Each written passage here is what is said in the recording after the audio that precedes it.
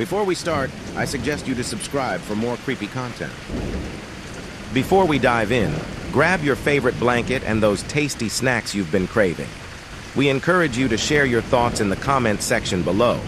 Let us know which tales you believe are real and which ones might have come straight from a storyteller's mind. So, without further ado, let the chilling stories begin. It was a moonless night when I found myself driving down a desolate road that seemed to stretch endlessly into the darkness. The only company I had was the low hum of my car's engine. I had taken this shortcut countless times, but tonight, an eerie feeling clung to the air. As I continued up the winding road, a sudden jolt hit the car, and I knew instantly what had happened. My tire had gone flat. Cursing my luck, I pulled over to the side of the road. I stepped out of the car and glanced around. There was nothing but the haunting silence of the woods that bordered the road. I popped open the trunk and pulled out the spare tire and the tools. It was going to be a long night. Just as I was starting to wrestle with the stubborn nuts, I heard rustling from the woods. My head snapped in the direction of the sound. Out of the darkness of the woods emerged a group of boys and girls, seemingly in their late teens or early 20s. They appeared out of thin air, like ghosts in the night. "Need some help there, buddy?" one of the boys asked, his voice unnaturally calm. My initial surprise gave way to relief. I was no longer alone on this desolate road, and their presence felt like a small comfort. "Yeah, actually, I've got a flat tire," I replied, grateful for the unexpected assistance. They approached with friendly smiles, and their faces were illuminated by the faint glow of the car's headlights. They offered to help without hesitation, and I gratefully accepted. As we worked, we struck up a conversation. They asked about my destination, my life, and my interests. They were inquisitive, almost too much so. But their friendly demeanor put me at ease, and I dismissed my unease as mere paranoia. As we chatted, I noticed how hasty they were to fix the wheel, and how eager they were to go back to the woods, and how much they insisted on inviting me. Now, not to be paranoid, but isn't it a little strange that a bunch of guys are so interested in wanting to venture out into the woods at 1 a.m.? But as we tightened the last nut, their demeanor shifted. Their smiles turned sinister, and their eyes seemed to glint with a malevolent gleam. Before I could react, they made their intentions clear, and they had no intention of letting me leave. Panic surged through my veins as I understood the danger I was in. The group of boys and girls had sinister intentions, and I knew I had to tread carefully. They exchanged a knowing look, and one of the girls with an unsettling smile said, "Why don't you come with us into the woods? We can walk, get to know each other better, and pass the time." I hesitated for a moment. Then, with a forced smile, I replied, "Sure, I'd love to join you. Just give me a minute to park my car in a better spot." With that, I quickly stepped back toward my car, trying to hide the trembling in my hands. As soon as I was behind the wheel, I wasted no time. I started the engine, shifted into gear, and floored the gas pedal, tires screeching as I sped away from that desolate road. As I drove away, my heart pounding, I couldn't help but wonder what would have happened had I truly followed them into the darkness. But one thing was certain. I had no intention of ever finding out. It was a typical evening. I was sitting on my worn-out couch, controller in hand, engrossed in the world of video games. As I was in the middle of a particularly intense gaming session, my ears perked up. Sirens wailed in the distance, growing louder with each passing second. The shrill sound sent a shiver down my spine, and I paused the game. I rushed to the window, curiosity gnawing at me. From my vantage point, I could see the commotion outside. Ambulances were parked in front of my neighbor's house. Concern washed over me as I watched the paramedics wheel a stretcher towards the front door. It was my neighbor from across the street, a middle-aged man who lived alone. We'd exchange pleasantries now and then, but I didn't know him well.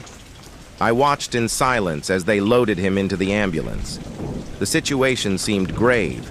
The ambulance sped away to the hospital. I couldn't help but wonder what had happened. Was he going to be okay? The days passed slowly, and there was no news about him. I tried asking a few neighbors, but they too were in the dark.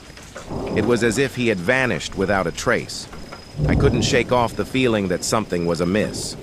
Then, one evening, as the sun dipped below the horizon, my phone rang. Startled, I grabbed it from the coffee table. The caller ID displayed unknown. I hesitated for a moment, but finally answered, curious to know who was on the other end. The moment I picked up, all I heard was heavy, labored breathing. It sent a chill down my spine. I called out, "Hello? Who's there?" There was no response, just the relentless sound of someone struggling to breathe. It was unsettling, to say the least. After what felt like an eternity, I hung up, my heart pounding in my chest. I glanced at the caller ID, and it hit me like a ton of bricks. It was the number of the home telephone. How was that even possible? He was in the hospital, right? The phone rang again, the same caller ID flashing ominously. This time, I couldn't muster the courage to answer. I let it ring until it stopped. Minutes felt like hours as I sat there, contemplating what had just happened. Over the next few days, the calls continued, always from his number. Each time, the same eerie breathing filled my ears. I was afraid to answer. I began to lose sleep, haunted by the phantom calls and the unanswered questions. Then, as suddenly as it had all begun, it stopped. The calls ceased, leaving me in an eerie silence that was almost as unsettling as the calls themselves. Had it all been some sick prank or a cruel joke? I never did find out what happened to my neighbor, and I couldn't bring myself to answer those mysterious calls. To this day, I can't help but glance nervously at my phone, half expecting it to ring with my neighbor's number once again, and the chilling sound of that labored breathing. It all started when the apartment next to mine, which had been abandoned for over 20 years, suddenly came to life. I've been living in my little apartment for as long as I can remember. It's an old building, and the apartment next to mine had always been empty. The windows were covered with dust, and the front door was sealed shut with a rusty padlock. I never gave it much thought, and to be honest, I had grown used to the silence. But one day, I noticed something unusual. There was a flurry of activity next door. Trucks loaded with construction materials lined the street, and workers bustled about. It seemed that someone had finally decided to refurbish the long-forgotten apartment. The construction work went on for months. I couldn't sleep at night because of the constant drilling and hammering. It was as if they were tearing the place apart and putting it back together, piece by piece. One evening, as the construction noise finally ceased, I decided to do something neighborly. I wanted to welcome the new resident to the building. I rang the doorbell of the freshly renovated apartment next door, expecting a warm greeting in return. But there was no response. I tried a few more times, but still, no one answered. I found it odd. After all the months of work, you'd think someone would be eager to move in. I even left a friendly note with my phone number, but I received no call or message. It was as if the apartment remained uninhabited. As the days turned into weeks and then months, I couldn't help but notice something even stranger. I never saw anyone coming or going from the apartment. No one entered or exited through the front door. It was like the place was sealed off from the world. But here's where it gets really eerie. I started hearing things, sounds that couldn't be explained. Late at night, I would hear footsteps.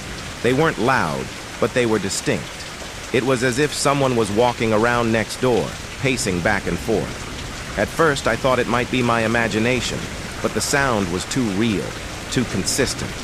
It wasn't just footsteps either. Sometimes I would hear muffled voices, like people talking in hushed tones. It was indistinct, like a normal conversation. I tried to dismiss it as the result of an active imagination, or maybe the creaks and groans of an old building. But I couldn't shake the feeling that something was amiss. I knew there had to be a logical explanation, but no matter how hard I tried, I couldn't find one. Months turned into a year, and still, I hadn't seen a single soul enter or exit that refurbished apartment. The footsteps and voices continued, growing more frequent and unsettling. I began to avoid that side of my apartment, afraid of what I might see or hear. I confided in a friend about my strange predicament, and they suggested I contact the building's management to inquire about the new neighbor. When I did, the manager's response sent a shiver down my spine.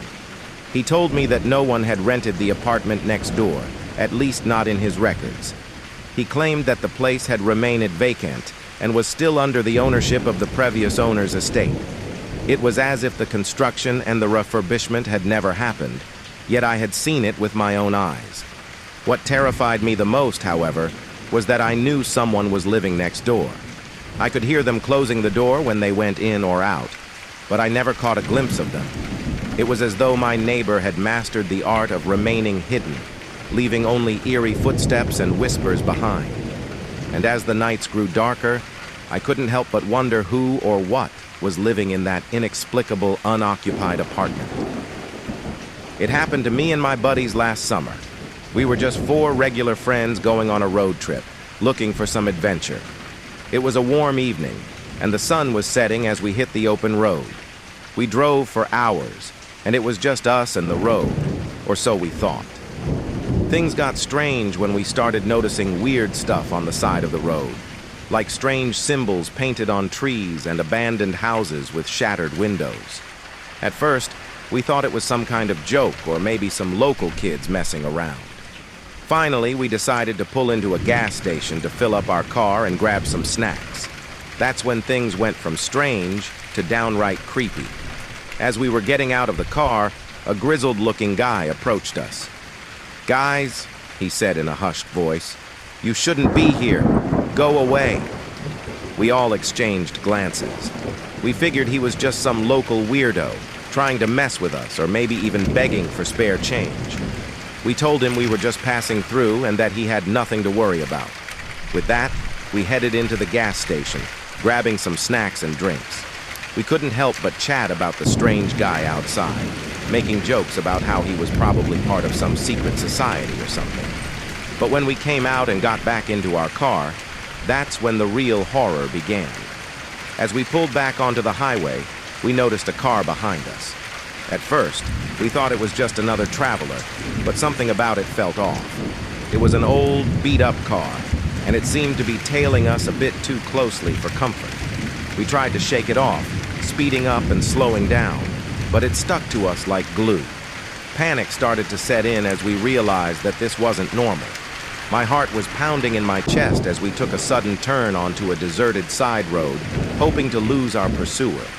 But no matter where we went, that car stayed right behind us, like a shadow in the night. We were all scared now. As we continued down the winding road, the darkness seemed to close in around us. The only sounds were the rumble of our engine and the eerie silence of the car behind us. We tried to call the police, but our phones had no signal. Suddenly, the headlights of the car behind us flickered, and for a moment, it disappeared into the darkness. We thought we had lost it, but then it reappeared, right on our tail. It was like it could vanish and reappear at will, and that's when we knew we were dealing with something beyond our understanding. Hours passed, and exhaustion set in. Finally, just when we thought we couldn't go on any longer, the first light of dawn broke on the horizon. And as the sun's rays chased away the darkness, the car behind us simply vanished, leaving us shaken and bewildered on the side of the road. To this day, we don't know who or what was chasing us that night. The car behind us had mysteriously stopped following us, disappearing into the darkness for good. You see, I've always been a fan of exploring off-the-beaten-path places, and this one was no exception. The train track I decided to walk on had been abandoned for years.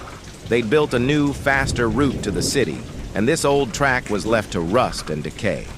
I was more than sure that this path was long forgotten by the trains. So, with a sense of adventure, I calmly strolled along the rusty rails, the thick forest on either side casting eerie shadows. The walk was peaceful at first. The only sounds were the chirping of birds and the rustling of leaves in the gentle breeze. I marveled at the way nature had reclaimed the area, with vines creeping over the tracks and trees growing through the old rail ties. But after a while, something strange started to happen.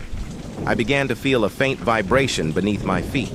I stopped in my tracks and looked down at the rails, wondering if I was imagining things. But the vibration grew stronger, and I knew it was real. I felt a shiver run down my spine as I realized that the tracks were trembling beneath me. Panic set in, and I quickly stepped off the rails, my heart pounding in my chest. I knew I had to get away from there, and fast. Just as I took my last step off the tracks, I heard it, the distant haunting sound of a train horn. It was eerie and unnatural. I turned to look back at the tracks, my eyes widening in disbelief. A train was coming. I couldn't believe it. I had been so sure that this track was abandoned, but there it was, a real old-fashioned locomotive, chugging its way down the overgrown rails. My mind raced, trying to make sense of what I was seeing. But the strangest thing of all was that there was no one driving the train. I squinted, trying to see if there was a conductor or an engineer, but the cab was empty. It was like the train was moving on its own. As the train grew closer, I could see that the cars were empty too. There were no passengers, no crew members, nothing. It was as if this train were a ghostly apparition, a relic from a bygone era. I stood there, frozen in fear and awe, as the train passed by. The sound of the wheels on the tracks was deafening. And then, as quickly as it had come, the train disappeared into the distance, leaving me in stunned silence. I couldn't believe what I had just witnessed. I made my way back home, my mind racing with questions. To this day, I can't say for sure. All I know is that the remote woods hold secrets, and sometimes, when you least expect it, those secrets come to life in the most unsettling ways.